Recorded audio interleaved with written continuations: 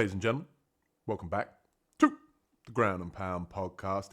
Best bets video for UFC 314. Alexander Volkanovski taking on Diego Lopez in Miami. And as always, I'm going to take you through some of my best bets for the Miami fight card. And we've got parlays, we've got underdogs, you name it. So hit that like and subscribe button. And let's quickly recap last week and get into the picks. So as I mentioned last week, just recapping, we were able to go profitable on the last 2 weeks. We were able to go up 1 unit last week, 3 and 5 on our best bets video from last week as well. And we went 7 of 12 on the actual fighter picks over on the full card breakdown. So was able to see the board fairly well. A couple of landmines in there, but not necessarily ones that we were able to bet. But like I said, profitable in the last 2 weeks. And as always, I'm going to bring you the dog of the week. I save it till the end of the video, so stay tuned for that if you're interested in my favorite underdog play on this Miami fight card. And without further ado, let's get right into the picks. So first up, we have Virna Jandiroba taking on Jan Xiaonan, and I got to go with Jan here. Honestly, this line absolutely makes no sense to me. I don't understand how Jan can be the underdog in this particular matchup. She's been able to get multiple wins in her last few fights. Her only loss coming against the current champion, Zhang Weili, and she even made a good account of herself in that particular fight. She did get taken down a few times in that fight, but Weili, as we know, has much superior wrestling to somebody like Virna Jandiroba. And Virna Jandiroba, she does have the grappling credentials, but more of a jiu-jitsu practitioner, somebody on the world stage, who, former world champion in jiu-jitsu, but doesn't necessarily have the best wrestling to get fights to the ground. And what she loves to do is try to corner her opponent up against the fence, go in for singles and doubles, and really work the cage in order to get her opponent to the ground. Whereas what I noticed on watching tape with Jan is she does a fantastic job of circling away from the cage, keeping fights in the middle of the octagon, and basically just letting her hands go. She's going to be the much superior striker in this matchup. I think that she does a fantastic job of countering with her right hand. She does a fantastic job of following a game plan. And you have to believe that training out a team alpha male, that they're going to have her ready to go here to keep the fight on the feet and ultimately win a stand-up affair. And the thing with Virna as well is she won't deviate from a game plan. She will continue to go for takedowns, but she doesn't necessarily look for damage. She's really just looking for the submission. So I think all the damage, all the upside here is going to be on Jan to get it done on the feet. I like her here as an underdog. I think she should probably be the favorite if I'm being honest. So we're going to play here money line plus 125 for her to get it done as our first bet here on the board for our best bets video. And next up, we have Darren the Damage Elkins, and he's taking on Julian Erosa. And to be honest with you, I looked and I explained this on the full card breakdown that I do with Carlos every single Wednesday, that I don't understand why Darren Elkins in this matchup is such a huge underdog. And that's going to give me the ability here to take the plus 3.5 spread. And I actually like Elkins' money line here. I think he's something like plus 300. So if you want to sprinkle on the money line, I understand. For the sake of the best bets video, though, we're going to take the plus 3.5 spread. And what that basically means is that if Elkins is able to win one round on the judges' scorecards, our bet will hit at plus 130. And I think Elkins can definitely win a round with his wrestling. I think he can win multiple rounds and maybe even win the fight with his wrestling. We've seen with Erosa in the past, he can be very chinny. He will jump guillotine, which I don't believe Elkins is going to fall for a guillotine. He's fantastic at getting out of guillotines in the past, in previous fights. He's even actually told people, I welcome the guillotine because I know I'm going to end up on top and they're not going to get back to their feet after that. Elkins has weaponized cardio. He does not get tired. He has a name, literally the nickname, The Damage, because he is able to withstand so much damage and keep pushing on in the fight. I think that that's going to be enough here against Julian Erosa. Erosa will be live in round 1 while he does still have, popping his shots, but I think Elkins can wear him down. And I like Elkins here at plus 130, especially with the spread. I think he can win multiple rounds. I think he gets it done. It's a really nice play here, especially on the spread.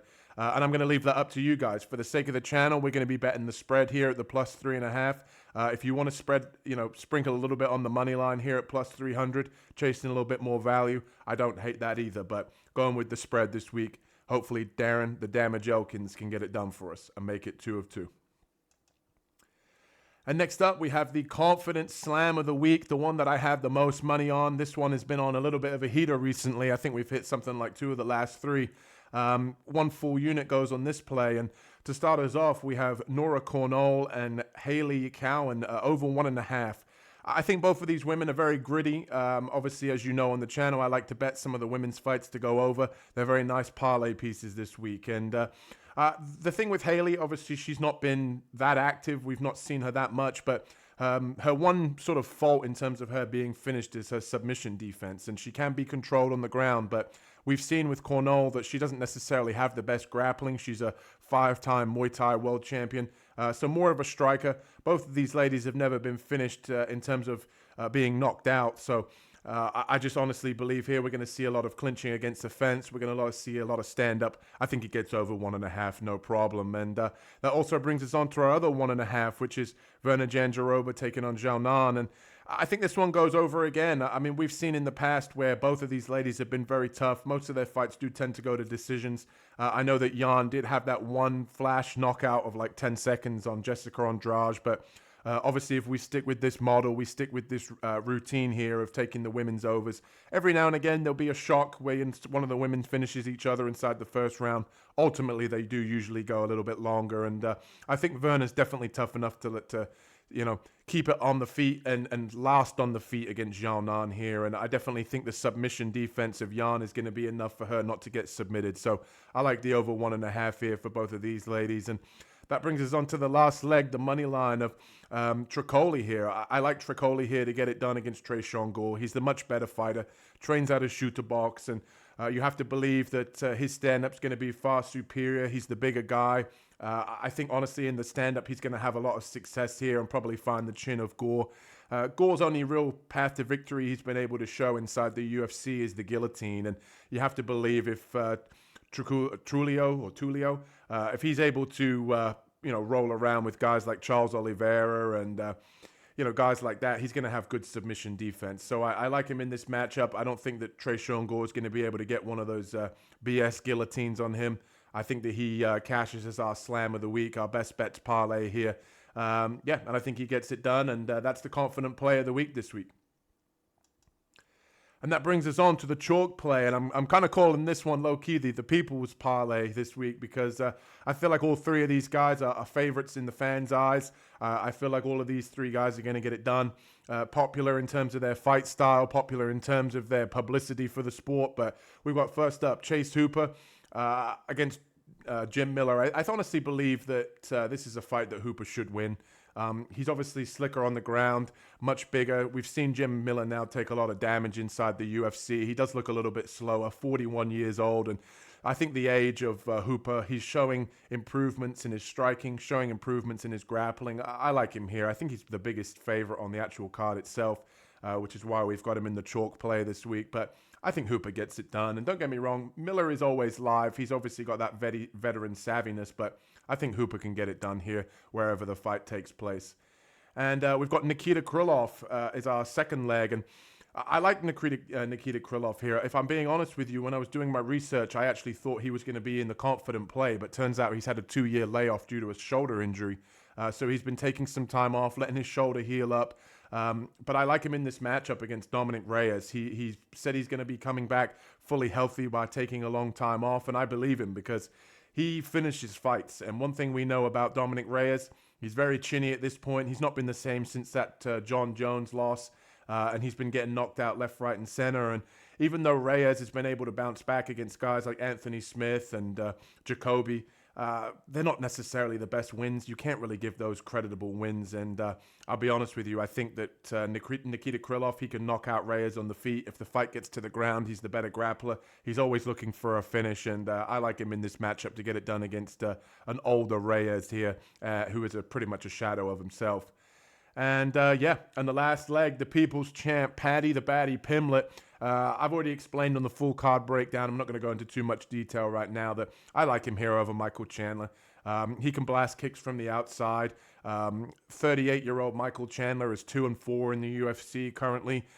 Paddy here, I think that he's young, he's hungry. He looks in some of the best shape of his life, and I think he gets it done in this matchup here. I think that he can, I think Chandler's live early like he is in any fight, but Chandler's fight IQ is just something I can always bet against. He'd rather be entertaining than he would actually win fights. And I think Paddy knows, in this fight, if I stay safe on the outside, Chandler will rush in, make a mistake, and give him the opportunity to either take his back, get a submission, or even counter him with a right hand. So I like Paddy in this matchup for the chalk play. I think that he gets it done as a third leg in our parlay.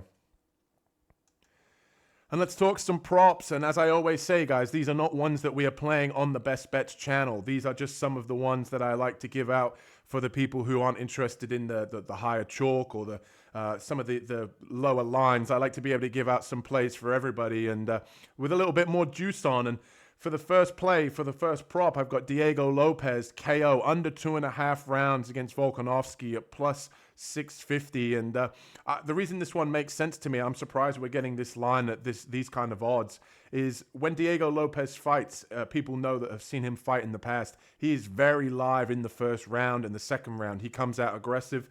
He has power, athleticism on the feet. And what do we know about Volkanovski? Unfortunately, he has been knocked out in multiple first rounds so far in his last few fights. So even though that is a very much a 1 + 1 = 2 breakdown, the fact that we're getting such great odds on this particular prop to me makes sense to sprinkle. As I say as well, we're not betting these on the actual channel, on the Best Bets video, just something for you guys to think about in case you want something with a little bit more juiced odds.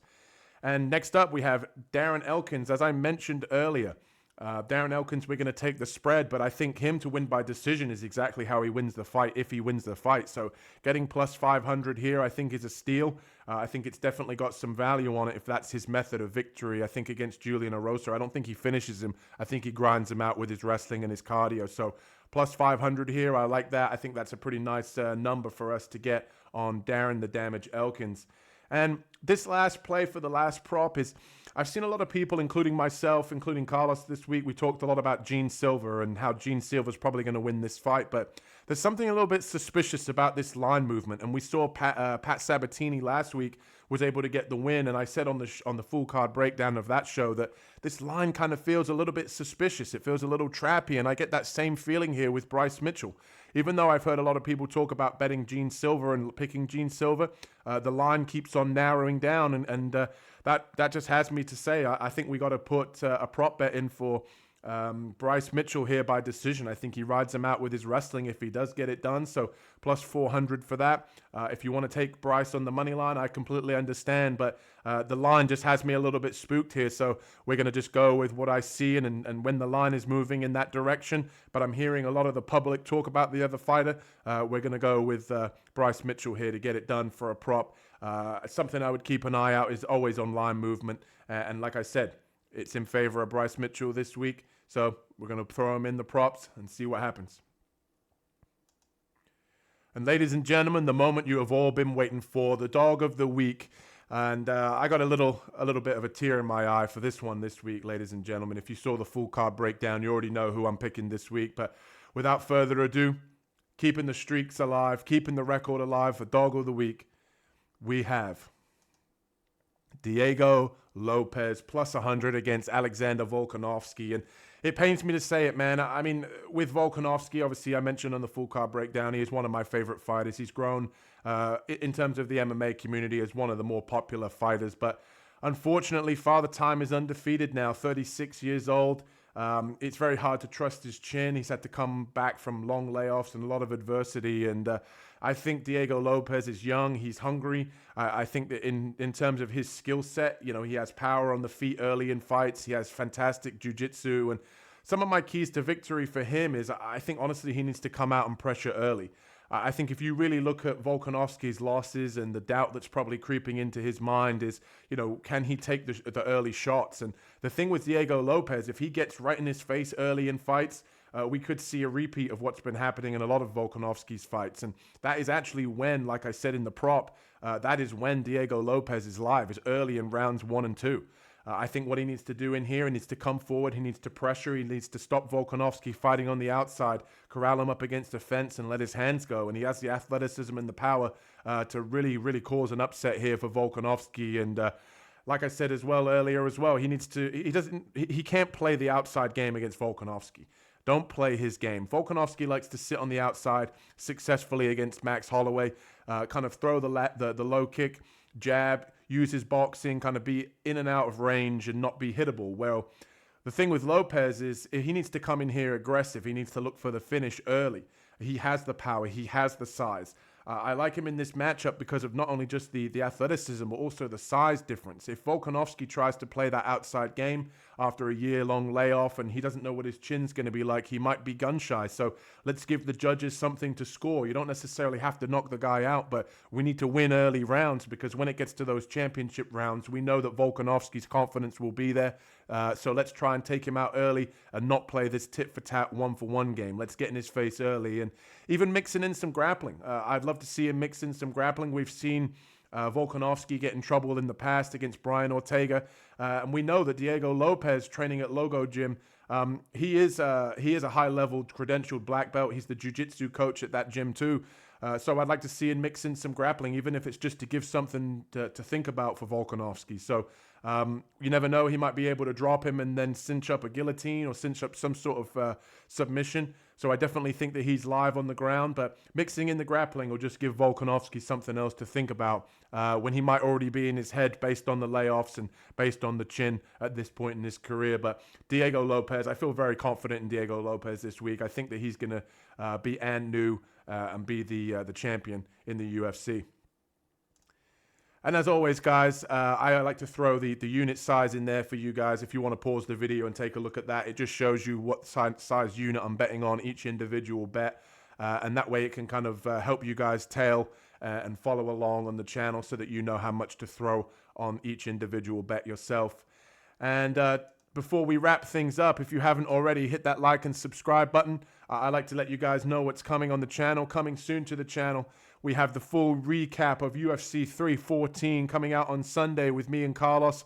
We're going to talk about this card, see what's up, see if we agree with some of the decisions. It's a very laid-back, chill vibe. If you're into just, sort of kicking back and listen to two middle-aged men talk about MMA, it's definitely a very chill vibe on that channel. And we react. We talk a little bit about some of the matchups moving forward for the fighters. Did we agree with the decisions and everything? So very, very chill vibe there. And also, we have the PFL first round. Next week, there is another PFL event. We've done our first two PFL events on the Ground and Pound podcast. Check them out. I'll leave a link for those in the description. But we have another PFL event coming out next week, most likely Tuesday, maybe Wednesday next week. So keep an eye out for that video. And if you haven't already, hit that like and subscribe button. Leave a comment. Let me know which bets you'll be tailing this week and which ones you do and do not like. And as always, make sure you tune in to all of our videos. We appreciate your love and support. Peace.